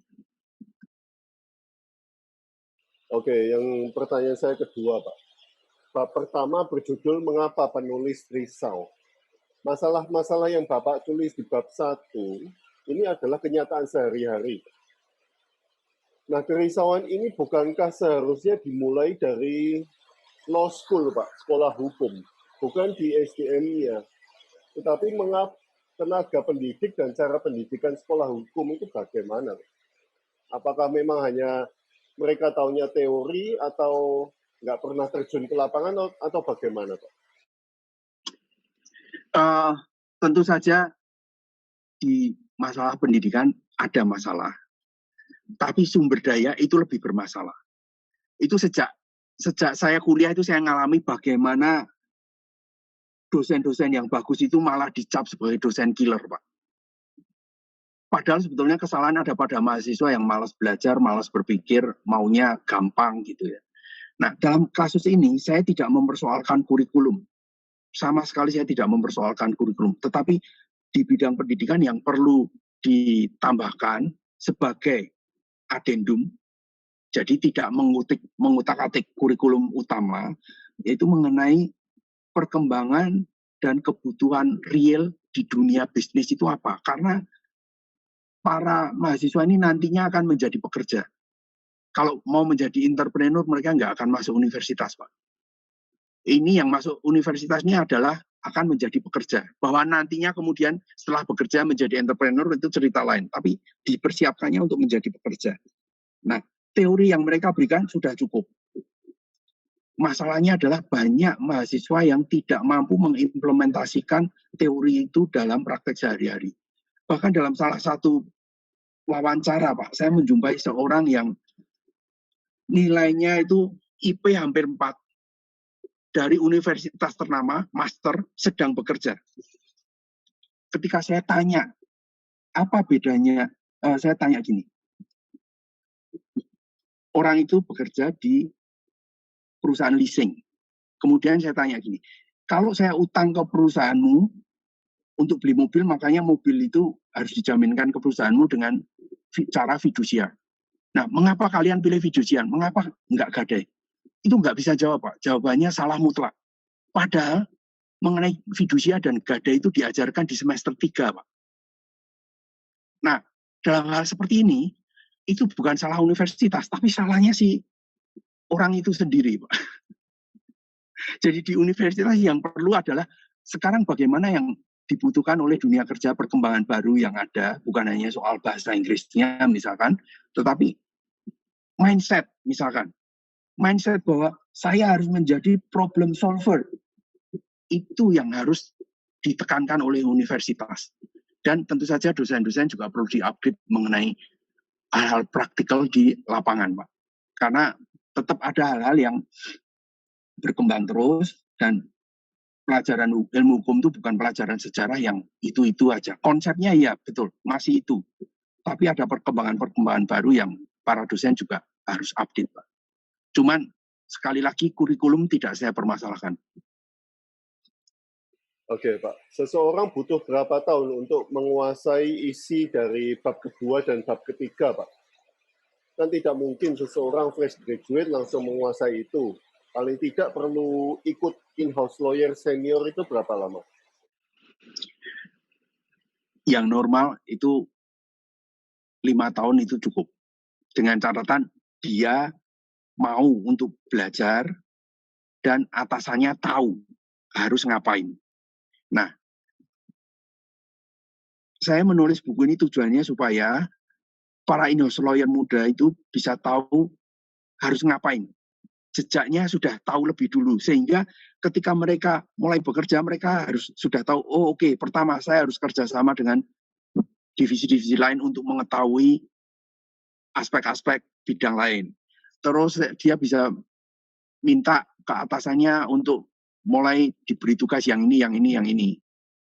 Nah, itu akan mempercepat. Tapi ada yang sampai 10 tahun juga nggak bisa-bisa, Pak.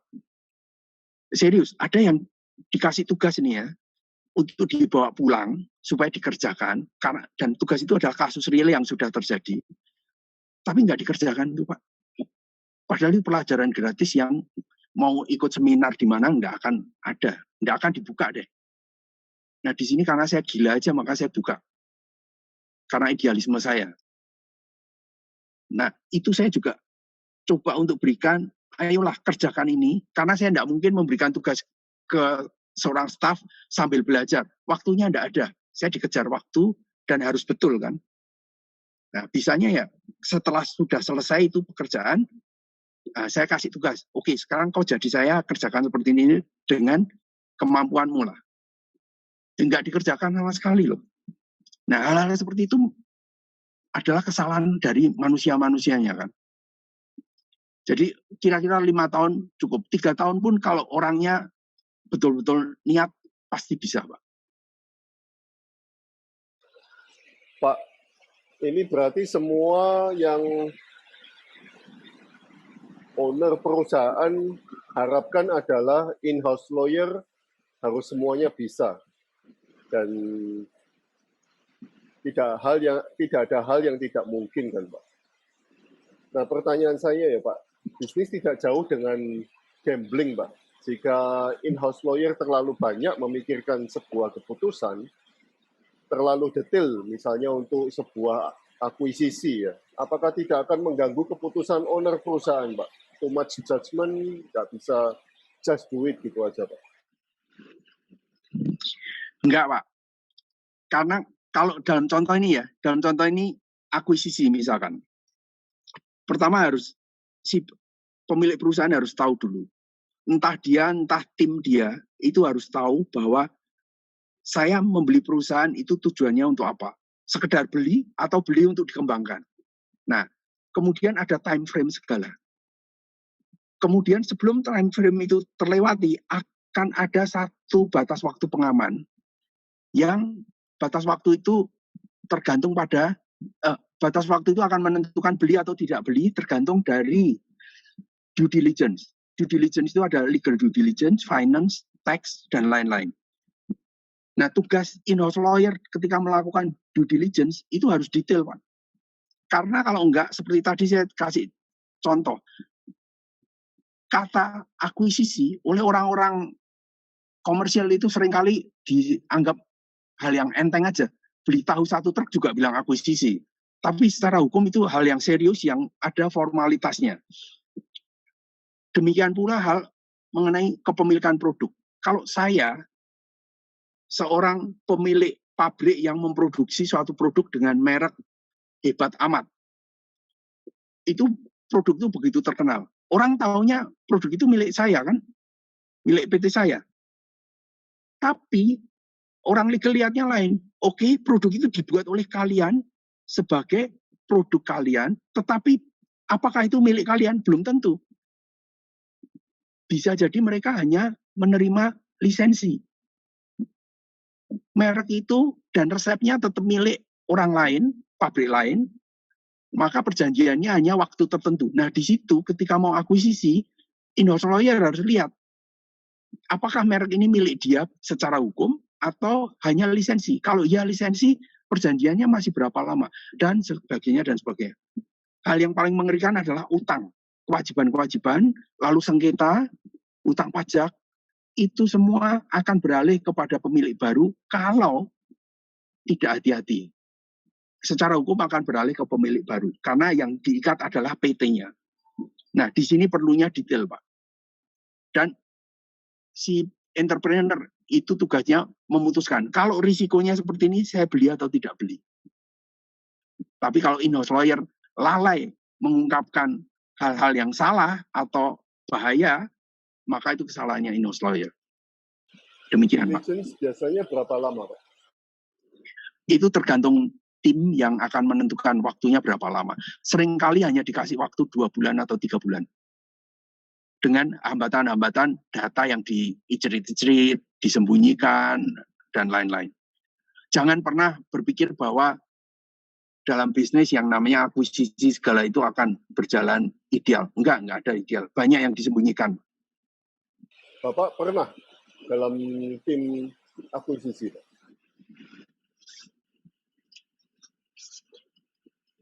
Sangat pernah. Saya pernah terlibat dalam akuisisi lebih dari 15 kali transaksi, Pak. Dengan berbagai skala ya. Akuisisi yang kecil-kecilan, akuisisi yang menengah, akuisisi yang kelasnya besar gitu. Tapi kurang lebih itu isinya akan sama. Dan ada hal-hal detail yang saya nggak bisa ceritakan di publik yang itu in-house lawyer harus tahu. Kalau nggak celakalah. Ada nggak, Pak, seorang in-house lawyer yang jadi entrepreneur, Pak? Karena terlihat pekerjaan in-house lawyer dengan seorang pengusaha ini tidak jauh beda, Pak. Semuanya harus tahu, kan? Nah, kalau pemahaman entrepreneur itu adalah entrepreneur umum, bukan berarti industriawan atau pedagang, tapi orang yang mempunyai usaha sendiri, maka banyak. Jawabannya adalah banyak. Terutama in-house lawyer yang dulu bekerja di law firm, seringkali mendirikan law firm sendiri. Dia sebagai bosnya. Nah, itu ada. Ada juga in-house lawyer yang setelah melihat dunia bisnis lalu, oke, dia ambil jalan jadi pedagang misalkan. Itu juga mungkin ada. Tapi yang contoh yang paling gampang itu in-house lawyer dalam law firm itu menjadi pemilik law firm sendiri. Oke. Pak, tadi kan kembali ke yang awal, Pak, tentang kejutan itu. Percetakannya macet lah, kecelakaan lah, dan sebagainya. Ini berarti harus ada plan A, plan B, plan C, ya, Pak? Tapi jangan disalahartikan dengan paranoid ya. Ini bukan paranoid, ini adalah risk management yang masuk akal. Sekali lagi, secara teori yang namanya kejutan di menit terakhir itu hanya 2%. Tapi bisa dibayangkan nggak? Kita sudah jadwalkan tanda tangan akuisisi tanggal segini, semua sudah diatur, lalu tiba-tiba penjual akuisisinya masuk rumah sakit. Bukan salah siapa-siapa. Itu kalau orang hukum bilang force majeure. Saya pernah ngalami nih, real nih, tanda tangan ukuran besar nih, yang datang para shareholders, para dewanya nih, yang kalau bilang keluar ya keluar, out ya out. Ternyata external lawyer yang mereka sewa tidak bawa dokumen satupun.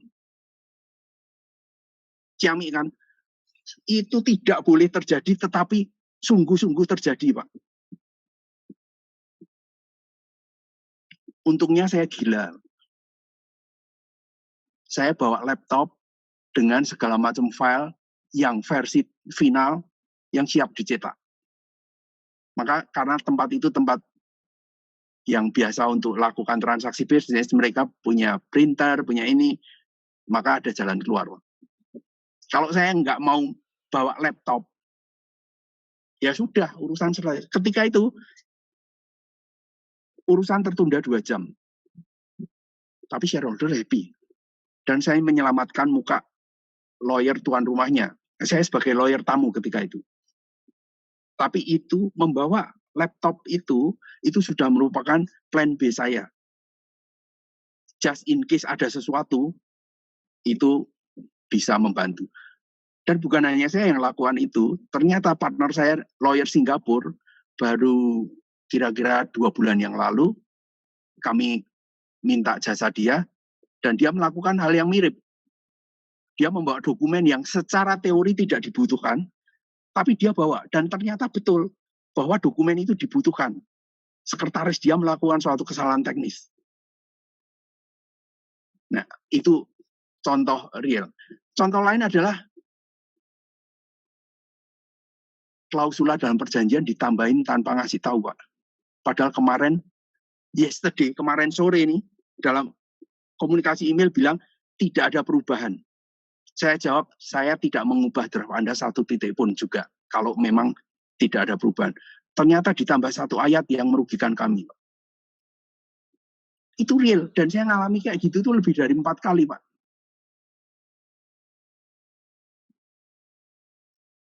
Gitu, Pak. Oke, teman-teman ada yang mau ditanyakan, tolong ditulis di chat atau mau buka speaker. Silakan. Pak, ini pertanyaan saya, Pak. Satu kata dari saya untuk buku Bapak adalah perfectionist. Satu kata dari Bapak untuk buku ini apa, Pak? Silakan, Pak.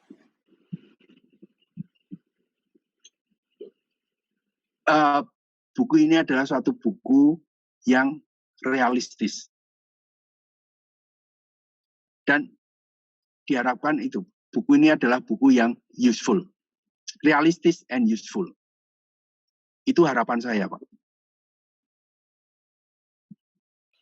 Oke, pertanyaan saya sudah habis, Pak. Mungkin ada teman-teman yang mau bertanya di sini.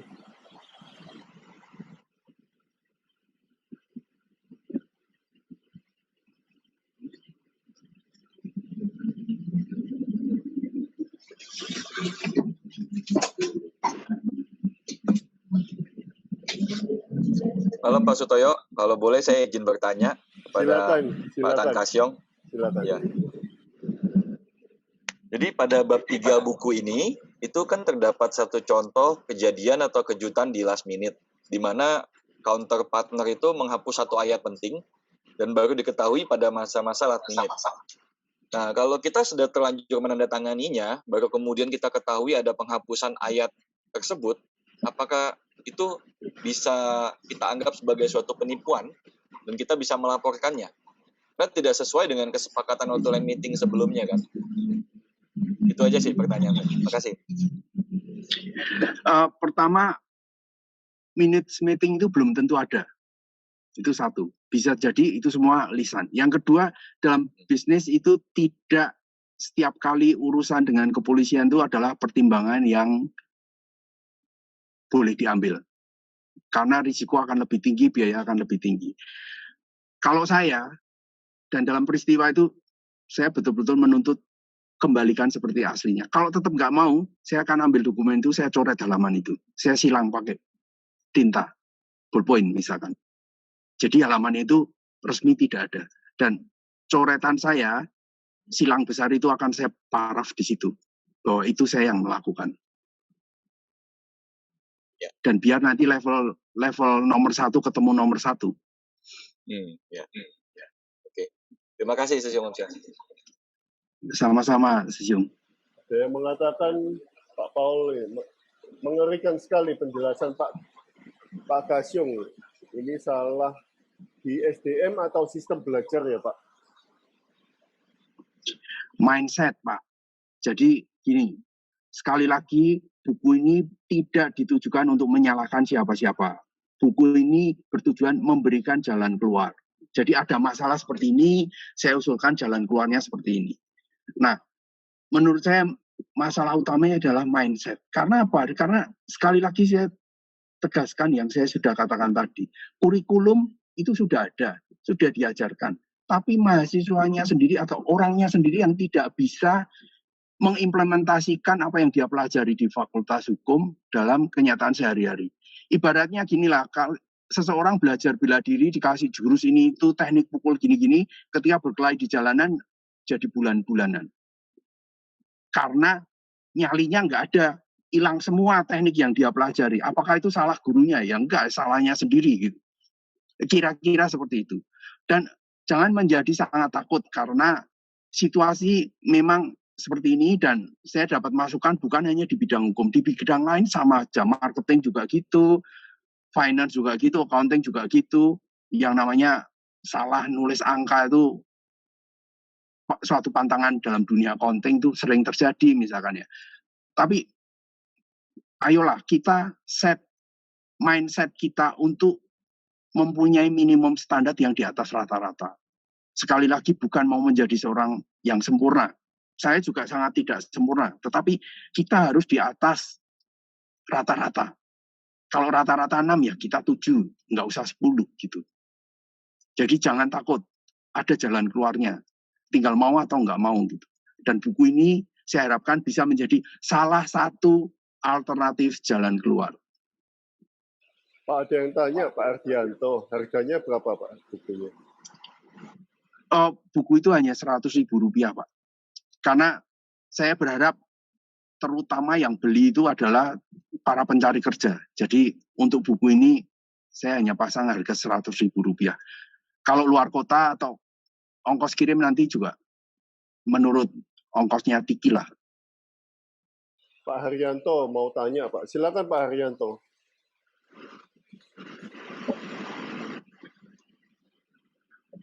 Pak, saya dari Semarang. Ini nggak ada kaitannya sih Pak sama saya, soalnya tadi terlambat juga. Minta maaf. Saya kalau mau tanya Pak, saya dulu pernah ada masalah hukum Pak. Ada itu gugatan itu Pak. Keputusannya itu sudah ikrah. Sekarang sudah ikrah Pak. Tapi sebelum ikrah itu saya sudah banding Pak. Lawyer saya lawyer dari Katolik Pak. Saya percaya dia karena dari keuskupan Pak Kusuma Aji. Nah, saya tuh sebelum ikrah itu jadi mau putusan itu tuh saya transfer ke dia, tapi sama dia uangnya ternyata nggak dibandingkan Pak. Dibawa lari itu malah saya blokir gitu. Nah itu saya langkahnya gimana Pak? Maksudnya keputusan sekarang sudah ikrah Pak itu ada pendapat Bapak gimana Pak? Maksudnya apakah saya cari pengacaranya itu terus atau gimana Pak? Soalnya pengacaranya ini kok malah kabur, saya diblokir itu. Saya cari di keuskupan juga motornya ada, tapi orangnya tuh ngumpet Pak di dalam itu. Waktu itu sudah pernah saya cari di keuskupan gitu, ketemu, tapi dia bilang, "Loh Pak, kan waktu itu kan Bapak kan Kusuma Aji dan rekan, Bapak bisa, kalau alasannya katanya sibuk. Nah, kalau Bapak sibuk, itu kan Bapak bisa minta tolong rekannya atau gimana?" Ya, saya kalau nggak tulis rekan, saya nggak laku Pak. Itu. Tapi ini kok kayak pengacara politikus gitu loh. Nah, jadi ya saya juga, padahal saya kan bayar situ sebelum ikrah Pak. Saya waktu itu hak banding saya kan sudah direbut itu. Padahal saya sangat percaya sekali pada lembaga Katolik gitu Pak. Saya juga bayar ke dia itu. Masalahnya waktu itu 15 juta saya bayar pengacara, tapi kok ternyata kok seperti itu. Dan sudah ikrah saya terus gimana itu loh. Itu Pak. Terima kasih Pak. Saya jadi nggak percaya lagi. Kusuma Aji di Semarang keuskupan. Cuma dilindungi itu sama Katolik juga. Uskupnya juga susah ditemui. Gini loh. Terima kasih Pak. Selamat malam Pak. Mohon. Terima kasih. Selamat malam Pak Arjanto. Ya. Menyesal sekali untuk urusan ini saya nggak bisa berkomentar. Oh ya. Karena banyak hal. Satu, saya bukan lawyer litigasi, jadi seluk-beluk litigasinya saya nggak mahir lah. Yang kedua, hal seperti itu juga tetap harus paham detail masalahnya seperti apa. Nah, kalau misalkan uangnya signifikan ya mungkin perlu cari lawyer baru. Tapi kalau uangnya nggak signifikan ya relakan aja. Karena apa? Karena ongkos untuk ngurusnya bisa jadi lebih besar lagi, Pak. Ini pertimbangan komersial doang loh ya. Oh iya. Jadi harus dipertimbangkan antara biaya yang nanti akan timbul dengan nilai sengketa yang sedang mau diurus itu, Pak. Ini komersial saja. Kalau yang legalnya saya nggak bisa kasih komentar, Pak. Mohon maaf untuk ini. Terima kasih, Pak. Yuk, sama-sama. Oke, ini Pak Alex tanya lagi, Pak. Selain dari masa kuliah, kerja praktek, dan lewat membaca buku, apa saja tips lainnya dalam meningkatkan pengetahuan hukum bagi seorang in-house lawyer pemula, Pak? Silakan.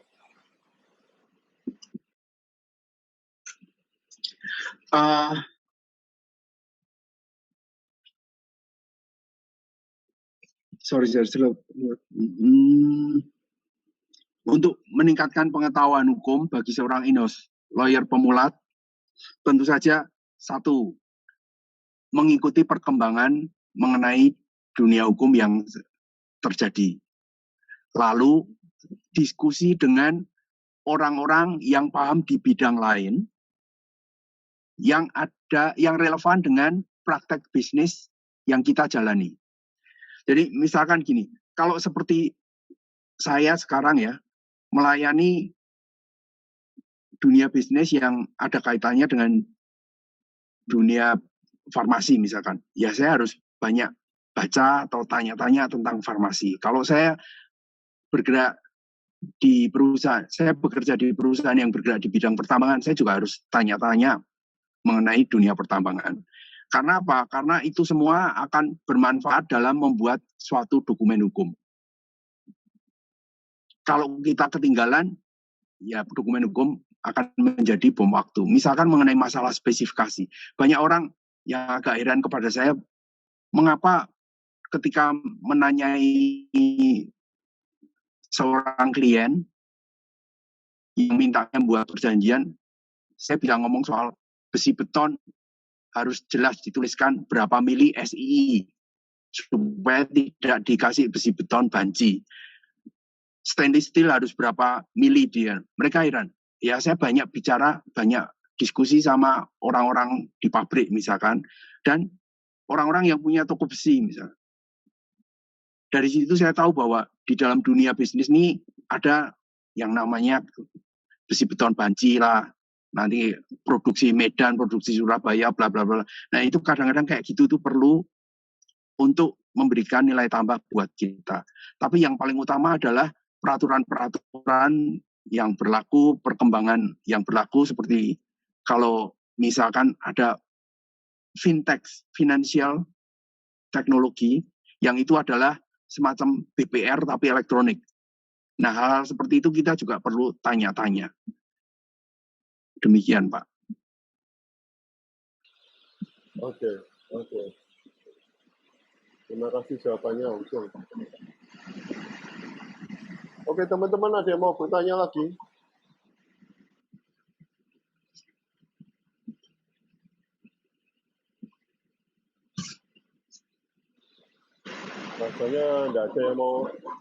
Rasanya tidak ada pertanyaan lagi, Pak.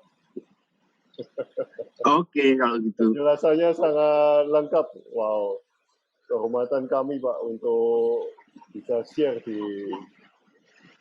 grup kami sini.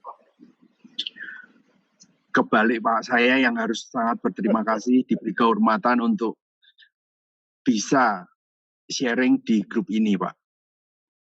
Dan betul-betul saya berterima kasih untuk ini, Pak.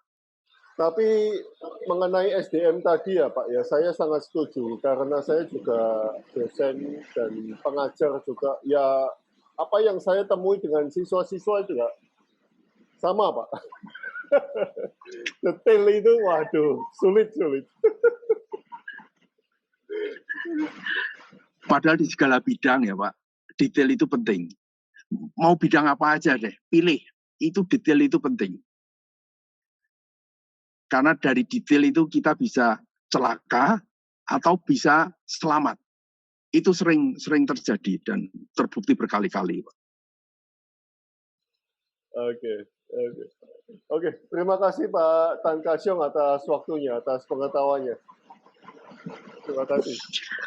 Terima kasih kepada Pak Sutoyo dan teman-teman yang sudah bersedia menemani saya ngobrol di sini.